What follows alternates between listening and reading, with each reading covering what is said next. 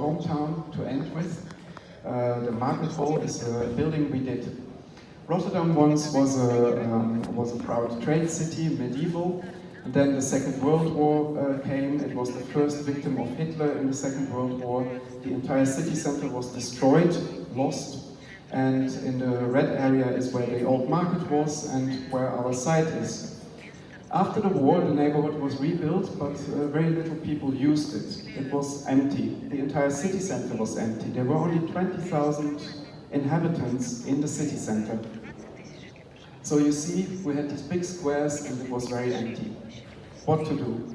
The city then organized a market here and found out that if you have a market, you have lots of people, a lot of life.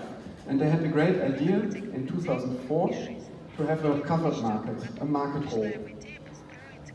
They invited 6 developers to come up with plans, and the developers, they had to make a market hall with market stalls for a small price, normal rent, and they could only make money by building apartments. So a combination of apartments and market hall.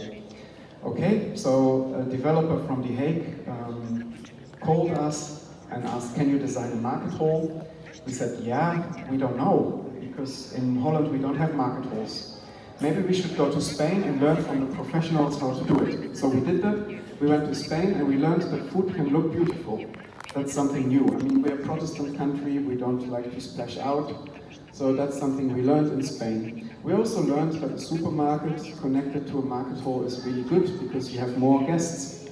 We learned that if you close a market hall, you close the entire neighborhood.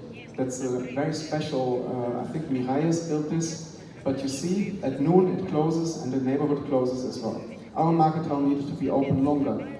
We also learned that market halls in Spain are too chaotic and they have a very low ceiling. We wanted to have a high ceiling and we wanted to have it much cleaner than this. This is nothing for Protestant Dutch people, we need it clean. A bit like Germans in that sense. So here is the first design. Willy Maas did this. He had a bit of wine, made a nice drawing. You have a cathedral for the market, and on top you have a Venetian palace for the apartments. So the developer had also a wine. He thought he had a winner. He went home, said, guys, we have a winner. And then his colleagues looked at it and said, nah, these architects are idiots. This is really, really way too expensive. Oh. So the colleagues of the developer made us a counter-proposal. They designed something for us that they can afford. And that was this. Okay, we have 2 slabs, condos and rental apartments, and underneath a very, very small market hall. Everything we did not want to. How to solve this? And then somebody had a really great idea. Why don't we build a model of this thing? A model, not a computer model, but a physical model. So we had a physical model, we put it on the table, and at a certain moment somebody had a great idea to turn it around. Bam! Oh, that's cool. Suddenly we have a market hall inside, we use the apartments as walls, we use penthouses as roof, and we suddenly, as a byproduct, we have a big space. Can you pay for this, developer? Was the question. Ah, okay. They went home, they calculated it out, they said, yes, we can pay it. Okay. But, and then suddenly they had taste, so it needs to be round. So there's more light. Round. Okay, round. Okay, what do you do with the elevator? Problem. Maybe like this? Okay, the elevator fits. Very good. And then they said, okay, can we make more money? Can you turn it into an omega sign? Because inside the building we can ask any rent we like. On the market not, but in the building. And then we made the ground floor a bit bigger, like this. And then suddenly we have a very organic shape. And this is how we built it. So we have 2 buildings that stand alone until the top floor, and they're connected by 1 level of bridge. And we build it in a very economic way, so that it's not too expensive. And this is how we made Market Hall. So we opened it in 2014. And it's not just an iconic building, but it's also a diagram of Rotterdam's financial possibilities. I walk you through the building a little bit. So on the ground floor and first floor we have commercial spaces, 100 market stalls. You can visit the entire world, America here, Holland of course, cheese, you should go there, it's really good cheese, French fries. Then we have shops inside where they can ask all the rent they want, so very hip shops. We have lots of hipsters in Rotterdam. And this is how how it looks inside. It's always very busy. On the outside, we also wanted to have a beautiful print, but then the owner of the shopping center didn't want it. They said, I want the people to go inside and then take the picture, and not take the picture from the outside. Okay, so we just basically used the street stones, the pavement stones, also for the facade. And this is how we did it, in granite, grey, and it works very well as a canvas for the beautiful, colorful print inside. And this is the print. There is a bit of an issue with it. It's called cornucopia, and everything you can buy on the market falls down on you. Everything? No. Well, first of all, the developer said, can you send us an image? He said, no, this is 11,000 square meter. You need to have an artist design it. So they wanted to do it in 4 weeks' time. 1 week was served for the artist competition. A local artist won with this design. It's a 3D render. And he was very proud because he won a competition. He went to the media market to buy a computer to calculate this out. At media market they told him that the Netherlands do not have a computer this big, not even Delft University. Okay. But he said, okay, no problem. He called Pixar in Hollywood, and they have a big computer. So he made his design in Holland. He sent it to Hollywood. Hollywood sent it to New Zealand and to Argentina, calculated it out. It was sent back to Hollywood, sent back to Rotterdam, printed on aluminium panels, and then mounted on the interior facade. And while he was doing this, and he had only 3 weeks to do this, they were calling him and saying, oh, we have a problem with your design, you have to change the design. Okay, and what's the problem? You know, Rotterdam, 50% of the population has a migrant background, so we have lots of Muslims in the city. And we also want the Muslims to spend money in the market, yeah? So you should really not have pork. Yeah, okay, no pork, good, no pork. So then they called back the next day and said, well, we found out that we have a big Hindu community in Rotterdam, and they don't like if you chop up cows. No steaks, no steaks. Next day they called back, said bio-industry. People think that chicken comes from the bio-industry. Market research, okay. Problem, no chicken, no chicken. Eggs, okay. And then after a week they called back and they said, yeah, we still have a problem with your print because you have insects inside. Oh, yeah, well, they're kind of a Dutch tradition from the 16th century. They remind you that even though everything is beautiful, you will be dying, and you have to work hard to secure a place in heaven. Okay, that's very nice, but if our consumers walk into the building and there's a big wasp, people have a wasp allergy, they will not buy anything. Okay, no wasps, and so on. So they had a lot of discussions, and in the end, everybody was happy, and it's a very inclusive art piece, 11,000 square meters. This is the artist. He looks very grim, but he's very friendly and very patient person, as you can see, Arno Kuhne. And we also had a nice window, so we needed to have a good window that you can see the art piece. How to do that? Normally we have double glazed or triple glazed that reflects a lot, but in order to get this building up to BREEAM standard, we decided to not have air conditioning inside. No heating, no air conditioning, so therefore we could use single glaze. And the fresh air comes in through underneath the glass. We have a glass facade made out of steel cables.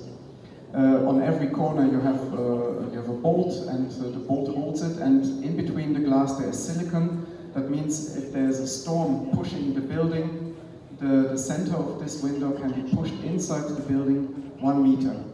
Every steel cable will gain 8 centimeters. So it's an engineering wonder. Very beautiful. This is how it works. You have the steel cable here, the silicone and the bolt. And then the fresh air comes in underneath.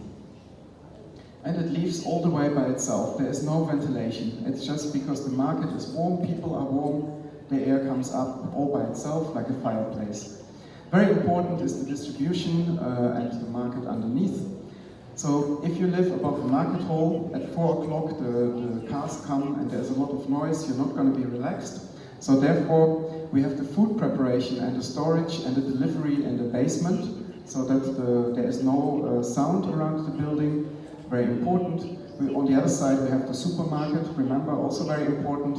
Supermarket has a big lorry, so we built a tunnel for the supermarket and a hatch in the square in front of the market hall, but they can only come once a day when everybody is at work.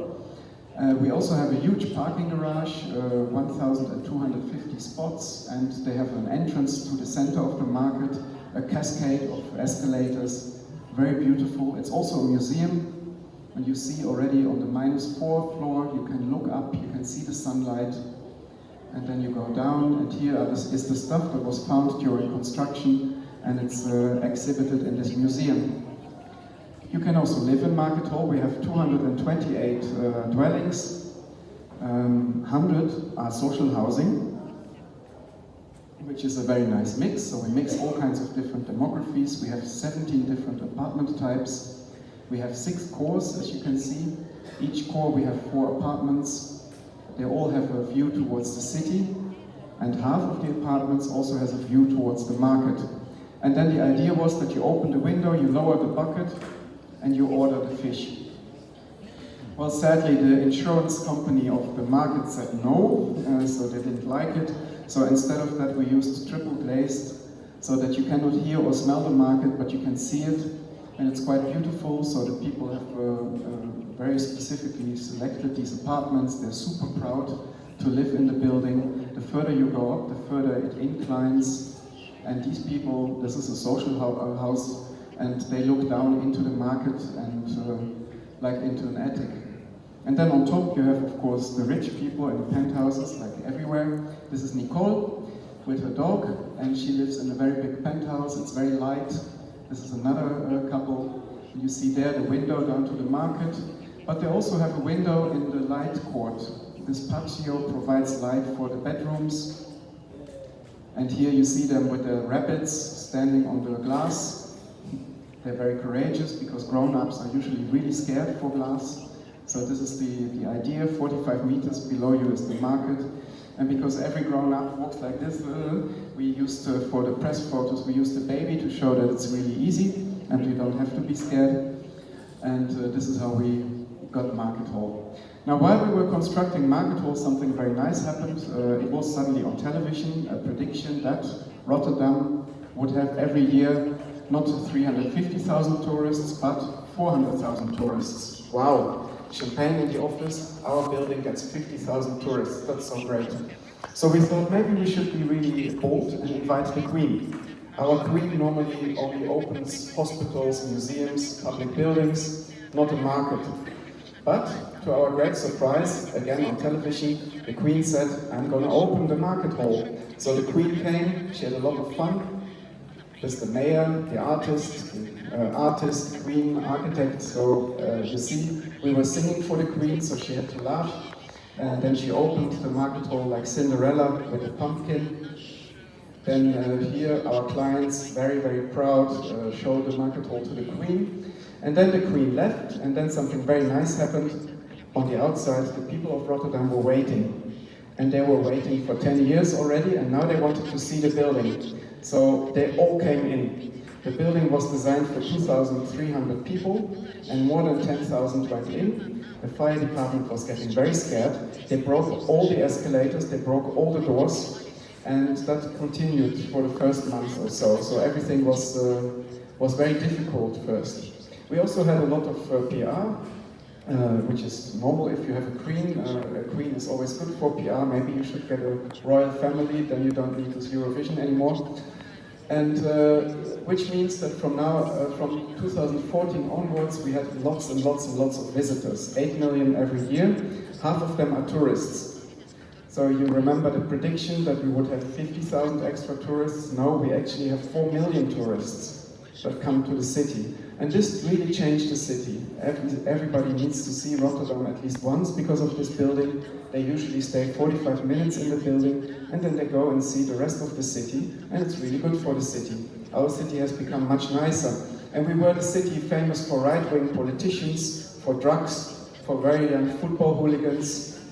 This is really a real image, it's not a joke. And so suddenly we are on the lists of all this media, like we're number 5 in the Lonely Planet, crazy. Or in the New York Times, The Guardian, they all said, go to Rotterdam, go and see the building. And that's what people did. And even Jamie Oliver said, it's great, you have to go there. But of course the biggest compliment is that people take selfies, and we have more than 500 selfies a month, and we collect them as good as we can. And people are really happy, and they love the building, and they use it a lot.